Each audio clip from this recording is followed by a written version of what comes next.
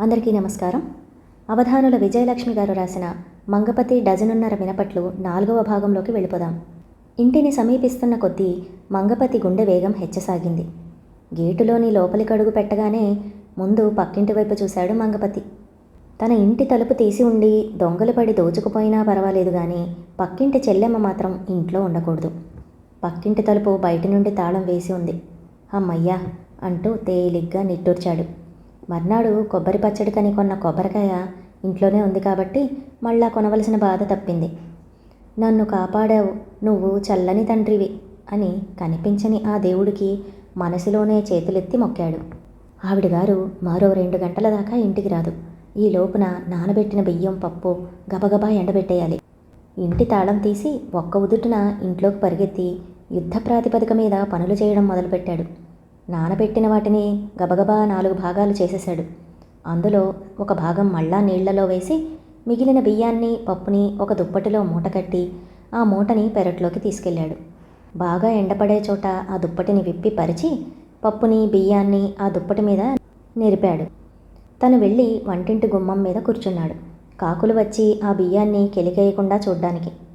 తన తెలివితేటలకి తన వీపుని తనే చరుచుకున్నాడు. కాసేపు అలా కూర్చున్నాక ఊరకనే కూర్చోవడం విసిగేసి ఇంట్లోకెళ్ళి ఎప్పుడో సంవత్సరాల క్రితం అలిమేలుకుని పడేసిన ఓ పాత వారపత్రికను తెచ్చుకొని పేజీలు తిరగేయడం మొదలుపెట్టాడు. సినిమాల పేజీల్లో సావిత్రి అందంగా ఉందా, జమున అందంగా ఉందా అని ఆలోచిస్తుంటే వీధి తలుపు చప్పుడైంది. పక్కింటి వీధి తలుపు. గుండె గుబేల్మంది మంగపతికి. పక్కింటి తాళం తీస్తున్న చప్పుడు వినిపించింది. చచ్చింది గొర్రె, మరో 2 గంటల దాకా రాదనుకున్న చెల్లెమ్మ అప్పుడే వచ్చేసిందేంటి అని భయంగా అనుకున్నాడు. ఎండబెట్టినవి చూస్తే ఆవిడ ఊరుకోదు, బోలెడు ప్రశ్నలు అడుగుతుంది. మంగపతి మంగపతి త్వరగా ఏదో ఒకటి చేసేయి తనని తానే హెచ్చరించుకున్నాడు. పత్రికని గబుక్కున ఇంట్లోకి విసిరికొట్టి పప్పులు ఎండబెట్టిన వైపు ఒలింపిక్స్ రన్నింగ్ రేసులో పరిగెత్తినంత వేగంగా పరిగెత్తి ఎండబెట్టిన పప్పుల్ని గబగబా మూట కట్టేసి మూటని చేత్తో పట్టుకుని మళ్ళా అంతే వేగంతో ఇంట్లోకి పరిగెత్తుకుని వచ్చి దాన్ని బియ్యం డబ్బా వెనకాల కనబడకుండా పెట్టేశాడు. పక్కింటి తాళం తీసిన చెల్లెమ్మ వాళ్ళింట్లోకి వెళ్లకుండా మంగపతి వాటా వైపు వచ్చి అన్నయ్య గారు, అన్నయ్య గారు అంటూ తలుపు దబదబా బాదుతూ పిలిచింది. అదురుతున్న గుండెతో వెళ్ళి తలుపు తీశాడు మంగపతి. అన్నయ్య గారు, ఈ టైంలో మీరు ఇంట్లో ఉన్నారేమిటి? ఏదో ఫైలు మర్చిపోయానని పొద్దున వచ్చారుగా. మళ్ళా వెళ్ళడం కూడా చూశాను. మళ్ళా ఎప్పుడొచ్చారు? మరేమో ఫైలు పట్టుకొని వెళ్ళాను కదా. బస్సులో కూర్చోగానే విపరీతమైన కడుపు నొప్పి వచ్చేసింది.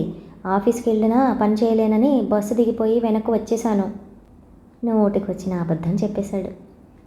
పైగా తన సమయస్ఫూర్తికి తనే మురిసిపోయాడు. కడుపు నొప్పా? అదంతా కందిగుండ మహత్యమే అన్నయ్య గారు దీర్ఘాలు తీస్తూ అంది చెల్లెమ్మ.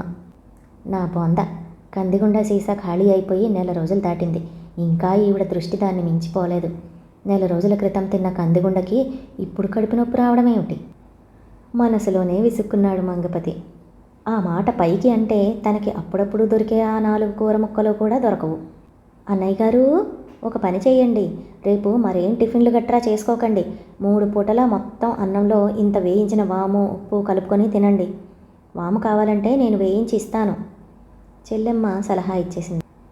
కర్మ, నేనేమో రేపు 3 పూట్ల పూటకి 1 డజన్ మినపట్లు కొబ్బరి పచ్చడితో తినేద్దామనుకుంటే ఈవిడేమో ఏకంగా టిఫిన్ మానేయమంటుంది. మనసులోనే చిరాకు పడ్డాడు మంగపతి. సరే వస్తానన్నయ్య గారు, మీరు హాయిగా రెస్ట్ తీసుకోండి అంటూ వెనుదిరగబోయింది చెల్లెమ్మ. వెళ్ళబోతున్న ఆవిడ దృష్టి తెరిచి ఉన్న వంటింటి ద్వారంలోంచి వాకిట్లో పడింది. ఆవిడ ఉన్న చోటే ఆగిపోయి అటువైపు కళ్ళు చిట్లించి దీర్ఘంగా చూడసాగింది. ఆవిడ చూసిన వైపే తను కూడా చూసి మంగపతికి గుండాగినంత పని అయింది. తను పప్పులు ఎండబెట్టిన చోటు నుంచి వంటింటి లోపల దాకా 4 అంగుళాల వెడల్పున గీత గీసినట్లు పడి ఉంది సగం నానిన బియ్యం మినపప్పుల మిశ్రమం. మరొకప్పుడైతే అంత తిన్నగా ముగ్గు పెట్టినట్లు పప్పులు నేల మీద పోసినందుకు మురిసిపోయేవాడేమో గాని ఎదురుగా తనకంటే 10 ఏళ్లు పెద్దయిన తన చెల్లెమ్మ ఇంతింత గుడ్లు పెట్టుకొని అటే చూస్తోంది. కర్మ, ఇందాక పప్పుల మూట కట్టేటప్పుడు దుప్పటి 4 కొసలు కలిపి సరిగ్గా పట్టుకున్నట్లు లేదు. ఓ వైపు నుంచి పప్పులు కారిపోయాయి. మనసులోనే నుదురుబాదుకున్నాడు మంగపతి. ఒరే మంగపతి, త్వరగా ఏదో ఒకటి ఆలోచించరా తనని తానే హెచ్చరించుకున్నాడు. అన్నయ్య గారు అదేమిటలా బియ్యము పప్పు ఒక గీతల్లా పెరట్లో పోశారు? దీర్ఘం తీస్తూ అడగనే అడిగింది చెల్లెమ్మ. "ఆ, అది అది కాకులకి బియ్యం పప్పు కలిపి వేస్తానని మొక్కుకున్నాను చెల్లెమ్మ." కాకులకి మొక్కుకున్నారా? విచిత్రంగా ఉందే. దేవుళ్ళకి మొక్కుకోవడం చూశాను కానీ ఇలా కాకులకు ఎవరు మొక్కుకోవడం నేను చూడలేదన్నయ్య గారు. విచిత్రంగా చూస్తూ బుగ్గలు నొక్కుకుంటూ అంది చెల్లెమ్మ. కాకులంటే కాకులకి కాదమ్మా, పితృదేవతలకన్న మాట. అమ్మయ్య, బాగానే చెప్పేశాను. పితృదేవతలకి కూడా మొక్కుకుంటారా అన్నయ్య గారు? నేనెప్పుడూ వినలేదు సుమండి. పితృదేవత కటాక్ష వ్రతం అని ఒక వ్రతం ఉంది చెల్లెమ్మ. ఆ వ్రతాన్ని నేను పట్టాను. వా, భలే కోసేస్తున్నాను అనుకుంటున్నాడు మనసులో. ఏమిటి? చెప్పండి చెప్పండి, ఆ వ్రతం గురించి అంతా చెప్పండి, చాలా ఆశ్చర్యంగా ఉంది. అంతవరకు నిల్చొని మాట్లాడుతున్న చెల్లెమ్మ పక్కనే ఉన్న కుర్చీ లాక్కొని దాని మీద తీరిగ్గా కూర్చొని అడిగింది. నేను ఒకసారి ఆఫీసు పని మీద అస్సాం వెళ్ళినప్పుడు ఈ వ్రతం గురించి తెలిసింది. ఈ వ్రతాన్ని అందరూ చెయ్యొచ్చన్నమాట. అంటే మగాళ్ళు, ఆడవాళ్ళు, పెళ్ళైన వాళ్ళు, పెళ్ళి కానివాళ్ళు అందరూను. వారెవ్వా, సత్యనారాయణ వ్రతం కథ లెవెల్లో చెప్పాను కదా అనుకున్నాడు మనసులో. అలాగా, ఎలా చెయ్యాలండి ఈ వ్రతం? పొద్దున్నే లేచి స్నానం చేసి బియ్యం మినప్పప్పు కలిపి నానబెట్టాలి. వాటికి ఏమైనా కొలతలున్నాయండి? ఉన్నాయి. 1 వంతు మినప్పప్పుకి 3 వంతుల బియ్యం కలపాలి. ఓ, మన మినపట్ల పిండి పాళ్లే. పప్పు బియ్యం కొంచెం నానాక పెరట్లోకి తీసి వాటిని తిన్నగా ఒక గీతలాగా నేల మీద పొయ్యాలి. అబ్బా అబ్బా, భలే బాగుందండి ఈ వ్రతం. మినపట్లు పోసుకోవడానికి పప్పు నానబెట్టిన రోజే ఈ వ్రతం కూడా కానిచ్చేస్తే 2 పనులు ఒకేసారి అయిపోతాయి. సరే, తర్వాత ఏం చేయాలండి?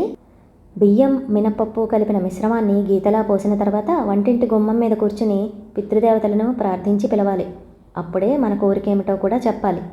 ఎన్ని ఎక్కువ కాకులు వచ్చి ఆ బియ్యాన్ని తింటాయో మన కోరిక తీరే అవకాశం అంత పెరుగుతుంది.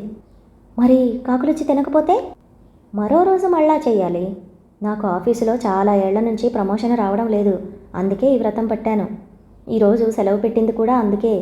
ఇదిగో అలా వంటింటి గుమ్మం మీద కూర్చుని కాకుల గురించి చూస్తున్నాను. ఇంతలో మీరు వచ్చారు. మరి కడుపు నొప్పని సెలవు పెట్టానన్నారు? ఆరా తీసింది చెల్లెమ్మ. గతుక్కుమన్నాడు మంగపతి. అదండి, మంగపతి డజనున్నర మినపట్లు 4వ భాగం కథ. ఈ కథ మీకు నచ్చిందా? అయితే లైక్ చేసి సబ్స్క్రైబ్ చేసి పక్కనే ఉన్న బెల్ ఐకాన్ను క్లిక్ చేయండి.